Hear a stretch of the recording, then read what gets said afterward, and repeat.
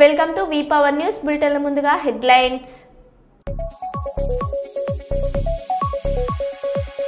BRS Congress కార్యకర్తల మధ్య ఘర్షణ.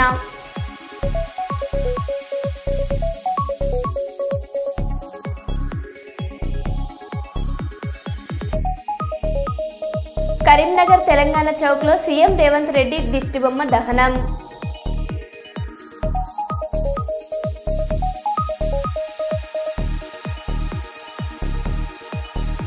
కాంగ్రెస్ బీఆర్ఎస్ లపై కేంద్ర మంత్రి కిషన్ రెడ్డి ఆగ్రహం.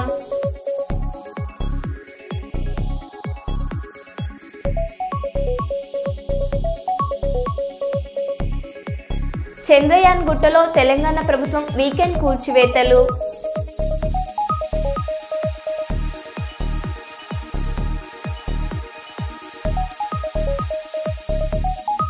దేవునూరు గ్రామంలో రైతులను పరామర్శించిన ఎమ్మెల్యే కడియం శ్రీహరి.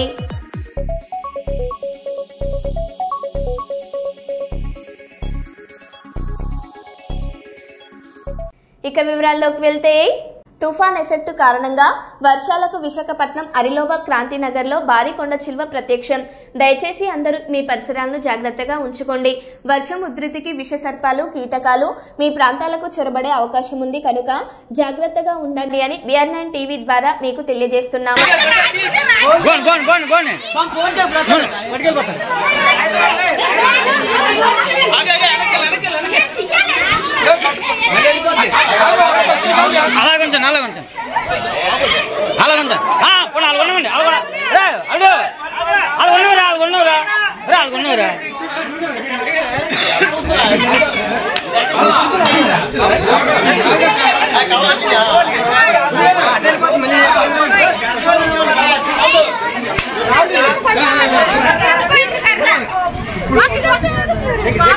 కాశీబుగ్గ వెంకటేశ్వర స్వామి ఆలయాన్ని సందర్శించి బాధితులను పరామర్శించిన జనసేన నాయకులు శ్రీ కొరికాన రవికుమార్.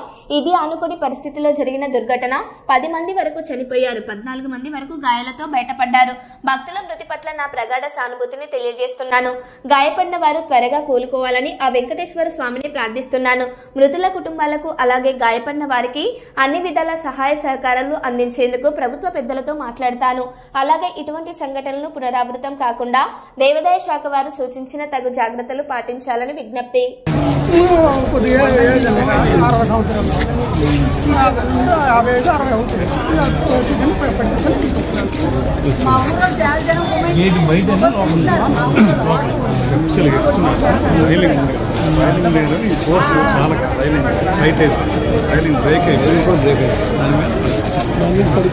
ఏంటంటే మరి ఎవరికెవరు చాలా చిన్న కంట్రోల్ లేకుండా చాలా వేల మంది ఎక్కువ చనిపోవడం అందరూ చిన్న పిల్లల నుండి అందరూ బయటపడ్డారు కదా, ప్రజలు తట్టుకునే పిల్లలు చనిపోయారు. ఇప్పుడు కింద పడిపోయారు. మరి కింద మనుషులు ఉన్నారు చూడండి, తోడుకుంటూ పడిపోతున్నారు, తోడుకుంటూ కొద్దిగా 5 రోజులు వెళ్ళిపోతున్నారు. లాస్ట్ డేట్ వేసిన తర్వాత కూడా వెళ్ళిపోతారు అనమాట. ఎవరు పడవనువే ఎవరికెవరు మరి పట్టించుకోవడం లేదు. ఆ గేట్ ఎవరు మంచి అయితే లైన్ పూర్తిగా ఎవరు వైఫల్యం అనుకుంటారు సార్? ఎవరు వైఫల్యం అనేది ఇది దుర్ఘటన, ఒక యాక్సిడెంట్ అనుకోకుండా జరిగింది. అది యాంటిసిపేట్ చేయడం ఎవరు అనుకోలేదు సార్. అన్ఫార్చునేట్లీ మీరు అంటున్నారు, కానీ కనీసం ఎవరు కూడా అక్కడ లేరు, కనీసం స్థానికంగా చెప్తున్నారు. అక్కడ అంతమంది భక్తులు వస్తారని యాంటిసిపేట్ చేయలేదు. ఫస్ట్ థింగ్, మనం దీన్ని మనం రాజకీయాలు చేయొద్దు దయచేసి. ఎందుకంటే అదో దుర్ఘటన, అది గుడిలో అనుకున్న కంటే ఎక్కువ మంది వచ్చారు. అక్కడ వాళ్ళకు ఉన్న పరిస్థితులు బట్టి ప్యానిక్ అయ్యారు. ఆ మెయిన్ రైలింగ్ విరిగిపోవడం వలన ఒకరి మీద ఒకరు పడిపోవడం జరిగింది. లేదంటే కొంచెం టైట్ అయి ఉన్నా ఇప్పటికి అందరూ వాళ్ళ దర్శనం చేసుకుని వచ్చేసి ఉండేవాళ్ళు. ఎప్పుడైతే రైలింగ్ విరిగిపోయి పడిపోయిందో వీళ్ళందరూ వెళ్ళి పడడం వల్ల, ఒత్తిడి వలన దాని నుంచి ప్యానిక్ అయ్యి ఒకరి మీద ఒకరు పడి తొక్కిసలాట జరిగింది. ఇందులో వైఫల్యం అని ఆలోచించడం అనేది కరెక్ట్ కాదు. అంటే సార్, భారీగా భక్తులు పోటెత్తిన సందర్భంలో అట్లీస్ట్ బందోబస్తు అనేది, పోలీసు బందోబస్తు అనేది అవసరం. అక్కడ ఎక్కడ ఏమీ కనిపించడానికి పరిస్థితి. దీనిలో మీరు కూడా మాట్లాడారు కదా అక్కడ ఉన్నటువంటి బాధ్యతలతో, వాళ్ళు కూడా మీతో చెప్పిన విషయం అది అది బందోబస్తు అది ఉండాలి. బట్ అంతమంది భక్తులు వస్తారని యాంటిసిపేట్ చేయకపోవడం జరిగింది. Thank you. బాన్సువాడ గ్రామీణ మండలం నాగారం గ్రామంలో నూతనంగా నిర్మించిన ఇందిరమ్మ ఇళ్ల ప్రారంభోత్సవానికి ముఖ్య అతిథిగా హాజరై తన చేతుల మీదుగా ప్రారంభించి లబ్ధిదారుల శ్రీమతి పిట్ల రుక్మిణి రఘుపతి గారు, శ్రీమతి గూల సాయవ్వ సాయిలు గారులకు శుభాకాంక్షలు తెలిపిన తెలంగాణ రాష్ట్ర ప్రభుత్వ వ్యవసాయ సలహాదారులు, బాన్సువాడ నియోజకవర్గ శాసనసభ్యులు శ్రీ పోచారం శ్రీనివాసరెడ్డి, రాష్ట్ర అగ్రోస్ చైర్మన్ శ్రీ కాసుల బలరాజు పాల్గొన్న బాన్సువాడ సబ్ కలెక్టర్ శ్రీమతి కిరణ్మయి, బాన్సువాడ పట్టణ మరియు గ్రామీణ మండల నాయకులు, ప్రజాప్రతినిధులు, అధికారులు, నాగారం గ్రామస్తులు ఈ సందర్భంగా పోచారం గారు మాట్లాడారు.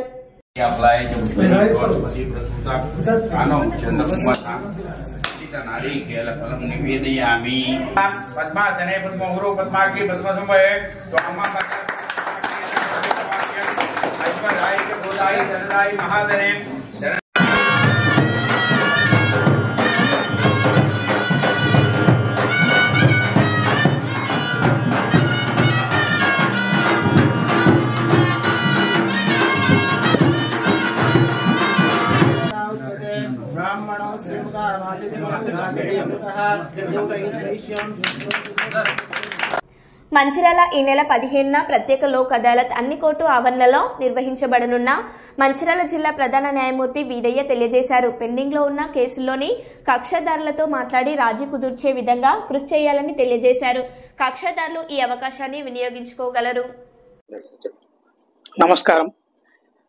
గౌరవ రాష్ట్ర హైకోర్టు ఆదేశాల మేరకు ఈ నెల 15వ తారీఖున మన మంచిర్యాల జిల్లాలో స్పెషల్ లోక్ అదాలత్ ఏర్పాటు చేయడం జరిగింది. మన మంచిర్యాల జిల్లాలో రాజీ దగ్గబడిన కేసులు, ఎన్ఐ యాక్ట్ కేసులు, మోటార్ వెహికల్ కాంపెన్సేషన్ కేసులు ఈ స్పెషల్ లోక్ అదాలత్ ద్వారా మనము పరిష్కరించుకోవచ్చు.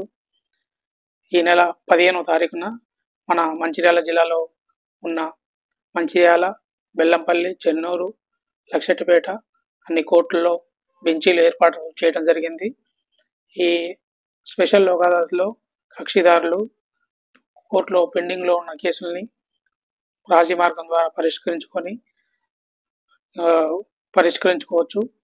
తర్వాత ఈ కేసులు రాజీ మార్గం ద్వారా పరిష్కరించుకుంటే వారికి సమయం ఆదా అవుతుంది, డబ్బు ఆదా అవుతుంది, ఈ కోర్టు కాలం కలిసి వస్తుంది. కాబట్టి మన జిల్లాలో ఉన్న కక్షిదారులు తమ తమ కేసుల్ని ఈ స్పెషల్ లోక్ అదాలత్ ద్వారా పరిష్కరించుకోవాల్సిందిగా మనవి చేస్తున్నాము. మన జిల్లాలో రాజీ దగ్గ కేసులు, ఎన్ఐ యాక్ట్ కేసులు అన్నీ 1765 కేసులు మనం ఐడెంటిఫై చేసినాము. ఈ కేసులలో కక్షిదారులకు నోటీసులు కూడా పంపడం జరుగుతుంది. కాబట్టి కక్షిదారులు ఈ అవకాశాన్ని వినియోగించుకొని వైసీపీ ఫేక్ ప్రచారంపై NDA CM Chandrababu serious. Fake పార్టీకి ఏమీ దొరకడం లేదు, వారి జీవితమే ఫేక్. ఇలాంటి వాళ్లకు రాజకీయాలు చేసేందుకు అర్హత ఉందా? అసలు వారికి పార్టీగా ఉండే అర్హత ఉందా? నేరస్తులే రాజకీయ పార్టీ పెట్టి రాజకీయ అండతో నేరాలు చేస్తూ ఫేక్ ప్రచారాలు చేస్తున్నారు. వైసీపీకి ఓ పాంప్లెట్ ఉంది, ఓ ఛానల్ కూడా ఉంది. పేపర్ ఛానల్ ద్వారా శివ రాజకీయాలు చేస్తే తీవ్ర పరిణామాలు, కులాల మధ్య విద్వేషాలు రగిల్చే ప్రయత్నాలు చేస్తున్నారు. నిద్ర లేస్తే చాలు విష ప్రచారానికి తెగబడుతున్నారు. ఇక ఏమాత్రం ఉపేక్షించను, అన్నిటినీ బయట పెడతాం. అమాయకులను మోసం చేస్తూ కులం, మతం, ప్రాంతం పేరుతో చిల్లర రాజకీయాలు చేస్తున్నారని ఎన్డీఏ సీఎం చంద్రబాబు అన్నారు. ఐడియా ఉంది కదా, ఉందా లేదా? ఉందంటే చేలిపైకెత్తండి. దానిపైన ఆ గొడ్డలితో చంపి ఆ నేరాన్ని నాపైన నేనే ముఖ్యమంత్రిని. నాకే ఆశ్చర్యం వేస్తుంది ఎంత అమాయకుడు ఎట్లా మోసపోయానని. నేను దయాదాక్షిణ్యాలు నేను ఎవరి మీద రాగద్వేషాలతో పనిచేయను. అదే సమయంలో ప్రజలకు నష్టం కలుగుతుందంటే, మీ ప్రాణాలకు మీ ఆస్తికి నష్టం జరుగుతుందనుకుంటే ఎలాంటి వ్యక్తి అయినా ఎలాంటి సమస్య ఉన్నా ఢీ కొట్టడానికి నేను సిద్ధంగా ఉంటానని మరొకసారి తెలియజేస్తున్నా. ఒకప్పుడు రాయలసీమలో ముఠా నాయకులు ఉన్నారా లేదా? ముఠా కక్షలు ఉన్నాయా లేదా? అనంతపూర్లో హత్య రాజకీయాలు జరిగాయా లేదా? జరిగాయా? ఈరోజు జరుగుతున్నాయా? ఈరోజు ముఠాలు పూర్తిగా అణిచివేసిన వ్యక్తిని పార్టీ తెలుగుదేశం పార్టీ అని చెప్పి నేను మీకు తెలియజేస్తున్నా. మొహమాటంగా కొట్టాం, పార్టీలు చూడలేదు. అదే మరిగా తీవ్రవాద సమస్య. ఆ రోజు నేను ఒకటే చెప్పాను, మీ సిద్ధాంతం కరెక్ట్ కాదు, దీనివల్ల అభివృద్ధి ఆగిపోతుంది, మీరు కూడా జనజీవన స్రవంతికి రండని చెప్పాను. నా మాట వినలేదు. ఆ రోజు మీరు చూస్తే హైదరాబాద్ చుట్టుపక్కల తీవ్రవాద సమస్య ఉండేది, గట్టిగా యాక్ట్ చేశాం. కడాన మీరు చూస్తే తిరుపతిలో 2003లో నా మీద 23 క్లెయిమోర్ మైన్స్ బ్లాస్ట్ చేసి సాక్షాత్ వెంకటేశ్వర స్వామి దిగొచ్చి నా ప్రాణం కాపాడాడు తప్ప ఇంకోటి కాదు. ఇది అసాధ్యం. అయితే నా ప్రాణానికి కూడా నేను ఎప్పుడూ భయపడలేదు. ప్రజల ప్రాణాలు కాపాడడానికి నా ప్రాణాన్ని ప్రణంగా పెట్టాను తప్ప ఇంకొక పక్క హైదరాబాద్లో కమ్యూనల్ విధ్వంసాలు, నాగరిక ప్రపంచంలో అనాగరికంగా ఒకరినొకరు చంపుకోవడం, ఇదేంటని అడిగితే ఎదురు తిరిగే పరిస్థితి. నిర్మోహమాటంగా యాక్ట్ చేశాను. హైదరాబాదే కాదు, రాష్ట్రంలో మత సామరస్యాన్ని కాపాడాం. మత విద్వేషాలు అణిచివేసిన పార్టీ తెలుగుదేశం పార్టీ అని చెప్పి కూడా నేను మీకు తెలియజేస్తున్నా. అలాంటివన్నీ చేస్తే ఆ రోజు మీరు చూస్తే నిద్రలు తెలిసి చూశాను. చూడంగానే మా వాళ్ళు పంపించారు ఒక చీటీ నాకు. వివేకానంద రెడ్డి గుండెపోటుతో చనిపోయాడు. ఎవరు చెప్పారు? సాక్షి పేపర్లో వచ్చింది. నేను కూడా అనుకున్నాను సాక్షి టీవీలో అందరూ వచ్చాయి కాబట్టి ఇంత నీచం చేస్తారా అని నేను కూడా నమ్మి గుండెపోటుని పాపం అనుకున్నా. పాపం అనుకొని నేను గమనున్నాను. ఎలక్షన్లు వచ్చాయి, సీట్లు పంపిణీ ఆ గొడవల్లో ఉన్నాం. అది అవుతానే మీరు ఒకసారి చూస్తే ఆయన కూతురు బయలుదేరి వస్తూ మా నాన్న చనిపోయాడు, ఏదో నాకు అనుమానం ఉంది, మీరు పోస్ట్ మార్టం చేయాలని అడిగితే పోస్ట్ మార్టం చేయమని ఆదేశాలు ఇచ్చాం. ఆటోమేటిక్గా చేయాలి. మనుగురు పట్టణంలోని తెలంగాణ భవన్ కాంగ్రెస్ పార్టీ హస్తగతం. వందల సంఖ్యలో తెలంగాణ భవనం వద్దకు చేరుకున్న కాంగ్రెస్ పార్టీ నాయకులు, కార్యకర్తలు, అభిమానులు. కార్యాలయంలోని ఫర్నిచర్ అంతా బయటపడేసి పెట్రోల్ పోసి తగలబెట్టిన నాయకులు, కార్యకర్తలు. కార్యాలయం వద్ద ఉద్రిక్త పరిస్థితి. పోలీసులు అడ్డుకునే ప్రయత్నం చేసినా ఫలితం లేని దుస్థితి.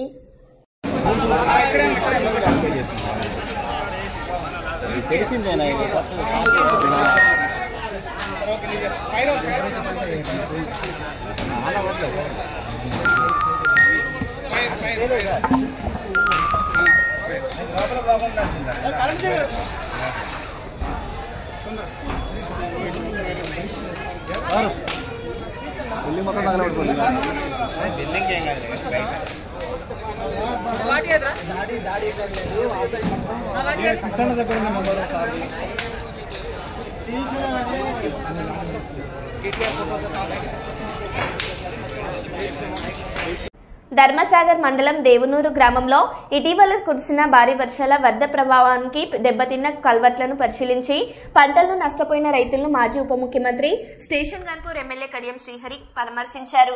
ఈ సందర్భంగా రైతులు ఎమ్మెల్యే గారితో తమ ఆవేదన వ్యక్తం చేశారు.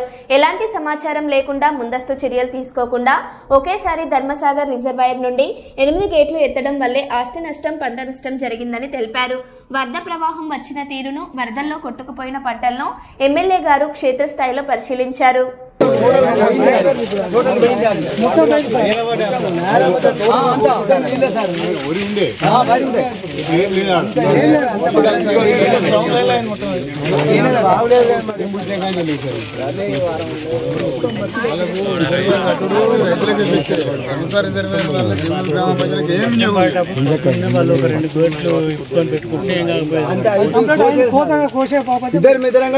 మిషన్ మాట్లాడుకున్నాం, కటింగ్ అయిపోయేది. వర్షాలు ఇక మా కాల వర్షాలు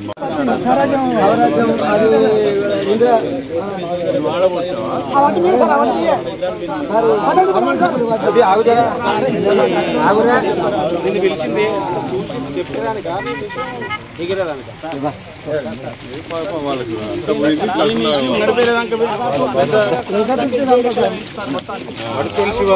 చనిపోయినాయో వాటికి కూడా మనము అది కూడా ఇప్పుడు మన మొత్తం ఎంతమంది రైతులు ఎన్ని పశువులు చనిపోయినాయి, ఊళ్ళు చనిపోయినాయా, మేక చనిపోయినాయా, బర్రెలు చనిపోయినాయా, ఆవులు చనిపోయినాయా, లేకపోతే కొన్ని కోడిపిల్లలు కూడా చనిపోతుంది తెలిసింది అక్కడ పూలు కొట్టుకుపోయినట్లు. అవన్నీ కూడా ప్రతి రైతుకు సంబంధించిన పూర్తి సమాచారం తీసుకుంటే ప్రభుత్వ పరంగా వాళ్ళకు ఎంత వేయదు అంత మ్యాక్సిమం మనము వాళ్ళు నష్టపోయిన దానికి ఇవ్వలేము. దాని చూస్తేనే మనకే బాగా నష్టపోయారో పూర్తి ఇవ్వలేదు. కనీసం ప్రతి రైతుకు కూడా ఏదో రకంగా సహకారం అందించారు. ఆవు ఇవి ఎక్కడ తింటున్నాయా? ఏ ఊర్లో?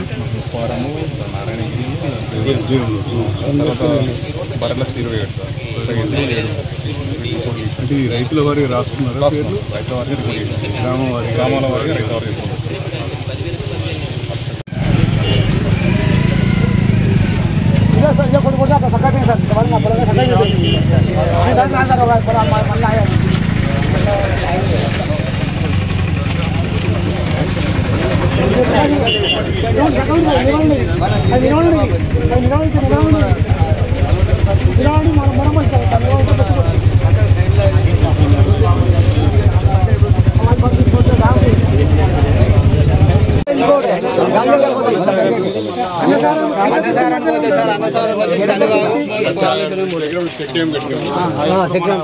మెయిన్ రోడ్ కలుపుతుంది సార్. దాటి కిందికి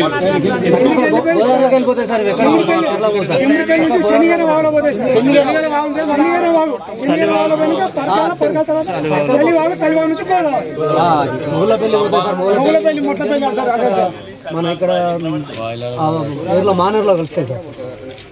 మానేరులో కలిసి చాలాలో కలిసి ఇక్కడ ఎట్లా పోయిందో సార్. సోమదేవరపల్లి అనంత సాగర్ మొత్తం అదే పరిస్థితి. బాయిల కాడికి పోతే అన్న చురుకునే రైతులే సార్. అంత ఘోరంగా ఉన్నాయి సార్. బాయిలు వేరే ఇది కూడా అదే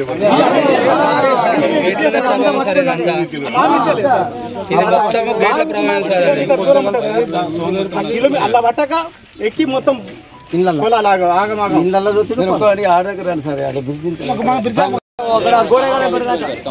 కంపౌండ్ గోడ దాకా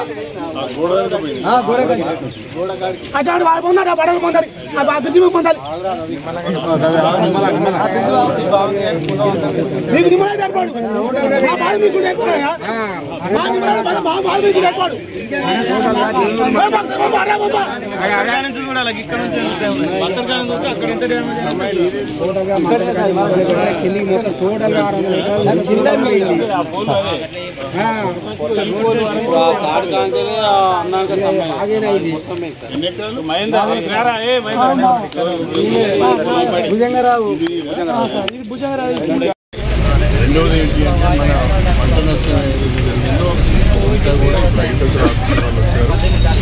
సర్వే నెంబర్ వైజ్ రైతు వారిగా అది మొత్తం కూడా మనము లెక్కలు తీస్తాం. మూడవది ఇసుక రేట్ వేసినాం. ఇది ఉంది ఇది ఇంకా ముందు ఎక్కడ ఇసుక మేటలు వేసినవి కూడా మనం సపరేట్గా చేయాలి. ఎందుకంటే ఈజీ వేసుకుంటే వాళ్ళకి 50,000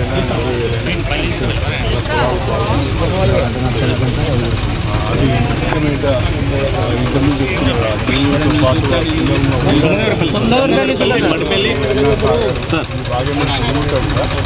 ఎక్కడెక్కడైతే ఇసుక మేటలు వేసినాయో ఆ ఇసుక మేటలు వేసిన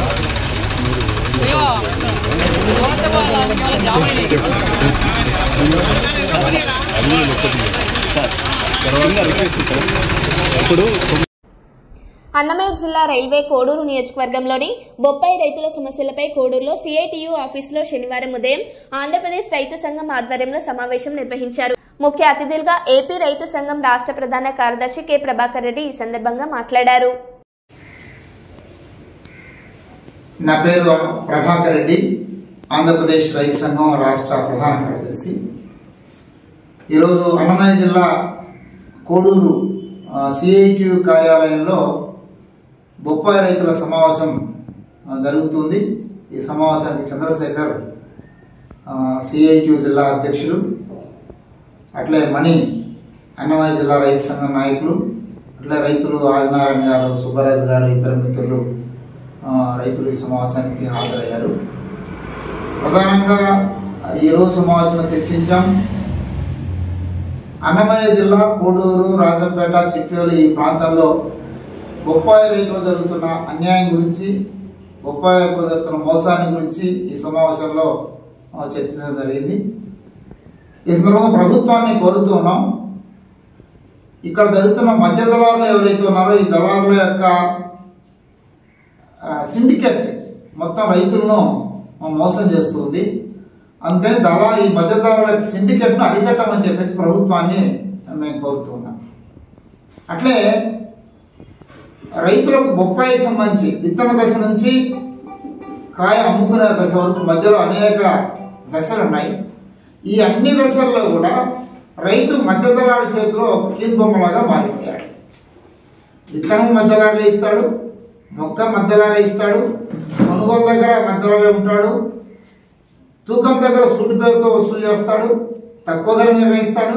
ఆ రకంగా ప్రారంభం నుంచి ముగింపులో అన్ని దశల్లో మధ్య దళారుల చేతిలో రైతు మోసపోతున్నాడు. దీన్ని అరికట్టమని చెప్పేసి ఆంధ్రప్రదేశ్ ప్రభుత్వాన్ని మేము కోరుతున్నాం. వ్యవసాయ శాఖ ఉంది, హార్టికల్చర్ శాఖ ఉంది, అట్లా మొత్తం పెద్ద ప్రభుత్వ యంత్రాంగం ఉంది. వీళ్ళెవరూ కూడా రైతులు జరుగుతున్న మోసాన్ని అరికట్టడం మా బాధ అని చెప్పేసి అనుకోవట్లేదు అనేది మాకు అనిపిస్తుంది. అందుకని ప్రభుత్వ అధికారులు, ముఖ్యంగా జిల్లా కలెక్టర్ గారిని పోయిన జూలై, ఆగస్టు మాసాల్లో జిల్లా కలెక్టర్ గారు చాలా మంచి చొరవ ప్రదర్శించారు.